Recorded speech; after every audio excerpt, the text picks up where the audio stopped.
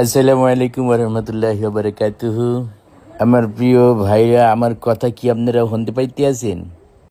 আচ্ছা, অনেকে জিজ্ঞাইতে আছে যে আপনার শুরুতে অনেক কয়টা জুম্মায় বয়ান করতে দেখলাম, ইদানিং হঠাৎ বয়ান দেখি না, কারণ কি? বয়ান কি আবার ভুলে গেছি নাকি? না হনেন না, আসলে আমি কই একটা ওই খান সাহেব এডিট করে সাইডে দিয়ে আর একটা, পরে দেখা যায় কি একটা অবস্থা হয়ে যায়। আমি বয়ানে বলি একটা, এই যে ইমাম সাহেব সাক্ষী, উনি খান সাহেবের চ্যানেল সাবস্ক্রাইব করে রাখছে, উনিও দেখবেন, আজকে মেনশন দিয়ে দিচ্ছে খান সাহেব। যাই হোক, ভালো, আপনারাও করবেন। তবে একটা বিষয় আপনার মনে রাখবেন যে বিনোদন সম্পূর্ণ একটা ভিন্ন জিনিস।